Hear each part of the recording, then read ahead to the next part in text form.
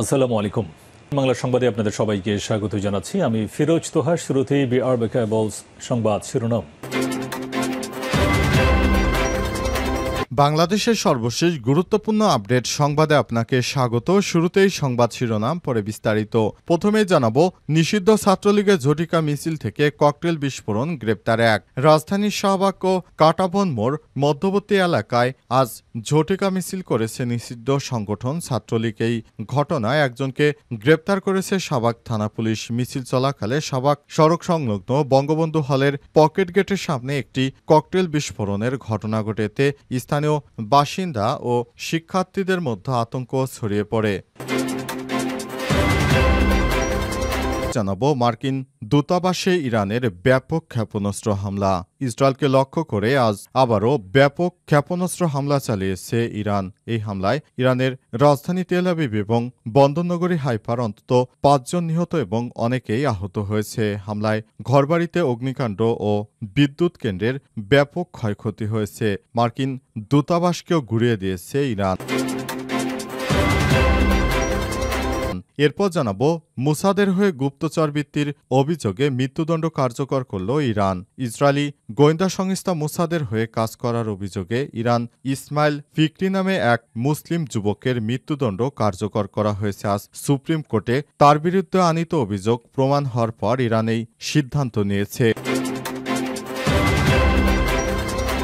এদিকে তুরস্ক, Saudi, Iran, Pakistan মিলে ইসলামিক আর্মি গঠনের প্রস্তাব। মধ্যপ্রাচ্যে ইসলামিক সেনাবাহিনী গঠনের প্রস্তাব দিয়েছে ইরান। দেশটি বলছে, সৌদি আরব, পাকিস্তান, তুরস্ক আরও কয়েকটি দেশ নিয়ে এই সেনাবাহিনী গঠন করা হবে।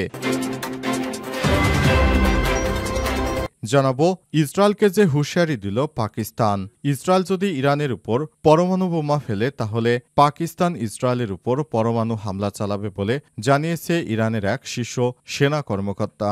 ইরানি রেভলিউশনারি গার্ডের জেনারেল মোহসেন রেজাই এমন বক্তব্য দিয়েছেন, খবর এনডিটিভির।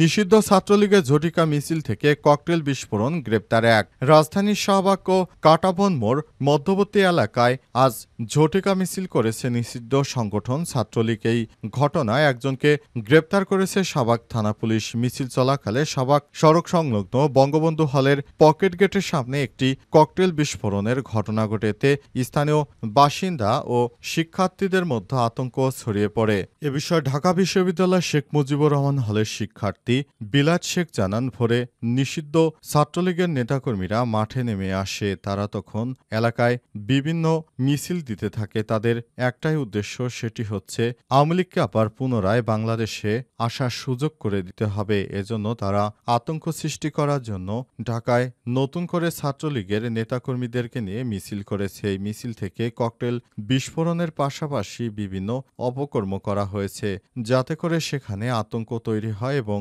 আওয়ামী লীগের লোকজন জড়ো হতে পারে। কিন্তু তাদেরকে সেখানেই গ্রেপ্তার করা হয়েছে বলে পুলিশের পক্ষ থেকে জানানো হয়েছে। কেন তারা এই ধরনের দেশে নাশকতা তৈরির অপচেষ্টা চালাচ্ছে, এ ব্যাপারে পুলিশ সক্রিয় রয়েছে। পুলিশের পক্ষ থেকে এই ব্যাপারে খুবই গুরুত্বপূর্ণ বার্তা দেওয়া হয়েছে। কেউ যদি দেশে অরাজক পরিস্থিতি তৈরি করতে চায় তাহলে তাদেরকে আর ছাড় দেওয়া হবে না। মার্কিন দূতাবাসে ইরানের ক্ষেপণাস্ত্র হামলা। ইসরায়েলকে লক্ষ্য করে আজ আবারও ব্যাপক ক্ষেপণাস্ত্র হামলা চালিয়েছে ইরান। এই হামলায় ইসরায়েলের রাজধানী তেল আবিব এবং বন্দরনগরী হাইফার অন্তত ব্যাপক এলাকা ধ্বংসযোগ্য হয়েছে। ৫ জন নিহত, কয়েকজন আহত হয়েছে। হামলায় ঘরবাড়িতে অগ্নিকাণ্ড এবং বিদ্যুতের কেন্দ্র ব্যাপক ক্ষয়ক্ষতি হয়েছে। যুক্তরাষ্ট্রের দূতাবাস এই হামলায় ক্ষতিগ্রস্ত হয়েছে। দূতাবাসটি বন্ধ রাখা হয়েছে এবং সেখানে আশ্রয় নেওয়া প্রায় ৭ লাখ মার্কিনীকে ঘরেই থাকার অনুরোধ জানানো হয়েছে। মার্কিন প্রেসিডেন্ট ডোনাল্ড ট্রাম্প হুঁশিয়ারি দিয়ে বলেছেন, যদি মার্কিন ঘাঁটি বা সাথে হামলা হয় তাহলে ওয়াশিংটন সম্পূর্ণ শক্তিতে জবাব দেবে। অপরদিকে ইরান পিছু হটেনি। তারা বলছে, মধ্যপ্রাচ্যে ইসলামিক সেনাবাহিনী গঠন করে তারা লড়াই অব্যাহত রাখবে।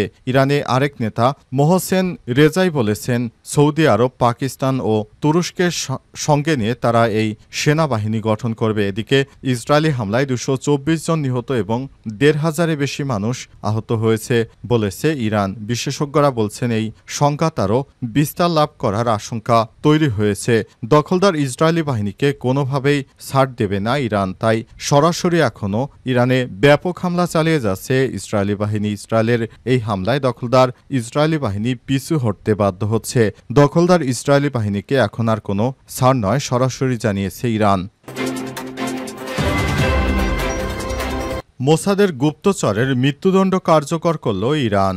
ইসরায়েলি গোয়েন্দা সংস্থা মোসাদের হয়ে কাজ করার অভিযোগে ইরান ইসমাইল ফিকরি নামে এক ব্যক্তির মৃত্যুদণ্ড কার্যকর করেছে। এই মৃত্যুদণ্ড কার্যকর হয়েছে বলে আন্তর্জাতিক সংবাদ মাধ্যম আল জাজিরাকে বিষয়টি নিশ্চিত করা হয়েছে। ইরানের বিচার বিভাগের সংবাদ মাধ্যম মিজান অনলাইন জানায়, দেশটির সুপ্রিম কোর্ট ফিকরির বিরুদ্ধে মোসাদের হয়ে গুপ্তচর বৃত্তির অভিযোগ প্রমাণিত হওয়ার পর তাকে মৃত্যুদণ্ড দেওয়া হয়েছে। প্রতিবেদনে বলা হয়েছে, ইসমাইল ফিকরি ইরানের শত্রু রাষ্ট্রগুলোর কাছে গোপন ও সংবেদনশীল তথ্য সরবরাহ করছিলেন। তদন্তে জানা গেছে তিনি মোসাদের দুটি কর্মকর্তার সঙ্গে সরাসরি যোগাযোগ করছিলেন। 2023 সালে ডিসেম্বরে ফিকরিকে গ্রেপ্তার করা হয় এবং তার বিরুদ্ধে আনুষ্ঠানিকভাবে অভিযোগ আনা হয়। মিজান অনলাইন আরও জানিয়েছে, এই মৃত্যুদণ্ড মোসাদের গোয়েন্দা কার্যক্রমের জন্য একটি গুরুতর ধাক্কা হিসেবে বিবেচিত হচ্ছে। এই ধরনের শাস্তির ফলে ইরানের কোনো মানুষ আর ইসরায়েলের হয়ে গুপ্তচর বৃত্তি করতে পারবে না। অনেকেই ইসরায়েলের হয়ে গুপ্তচর বৃত্তি করছে ইরানে বসবাস করে। আমাদের মুসলিমদের মধ্যে এতটা নেমক হারাম কতটা হতে পারে যে তারা মুসলমান হয়ে তারপরও ইহুদিবাদীদেরকে আশ্রয় প্রশ্রয় দিচ্ছে, তাদের হয়ে কাজ করছে, তাদের সমস্ত তথ্য জানিয়ে দিচ্ছে। এগুলোই হচ্ছে বাংলাদেশের মুনাফিক। এই মুনাফিকদের কারণে বাংলাদেশে যেমন নবাব সিরাজউদ্দৌলার পতন হয়েছিল, তেমনি ইরানেরও এসব মুনাফিকের কারণে ইরানের অনেক ধ্বংসযজ্ঞের মুখোমুখি হয়েছে ইরান। এগুলো থেকে ইরানকে অবশ্যই বাঁচিয়ে রাখতে হবে। সেজন্য তারা মোসাদের এজেন্টদেরকে এক এক করে শাস্তির আওতায় নিয়ে আসছে, তাদেরকে ধরে ধরে জেলে পাঠানো হচ্ছে। মোসাদের এজেন্টরা আর বাঁচতে পারবে না, তাদেরকে গ্রেপ্তার করতে হবে এবং ফাঁসিতে ঝুলিয়ে হত্যা করা হবে। তুরস্ক, সৌদি, ইরান, পাকিস্তান মিলে ইসলামিক আর্মি গঠনের প্রস্তাব। মধ্যপ্রাচ্যে ইসলামিক সেনাবাহিনী গঠনের প্রস্তাব দিয়েছে ইরান। দেশটি বলছে, সৌদি আরব, পাকিস্তান, তুরস্ক আরও কয়েকটি দেশ মিলে এই সেনাবাহিনী গঠন করা হতে পারে। ইরানি নেতা মোহসেন রেজাই জানিয়েছেন, এই সেনাবাহিনী গঠন করা হলে তা মধ্যপ্রাচ্যে চলমান সংঘাত মোকাবেলায় গুরুত্বপূর্ণ ভূমিকা রাখতে পারবে। মুসলিম দেশগুলোকে ঐক্যবদ্ধ হয়ে আত্মরক্ষা এবং নিরাপত্তা নিশ্চিত করতে এই পদক্ষেপ নেওয়া জরুরি। বিশেষজ্ঞরা বলছেন, যদি ইসলামিক সেনাবাহিনী গঠিত হয় তাহলে মধ্যপ্রাচ্যে ক্ষমতার সমীকরণ নতুন মোড় নিতে পারে এবং সংঘাত আরও বিস্তার লাভ করার আশঙ্কা রয়েছে।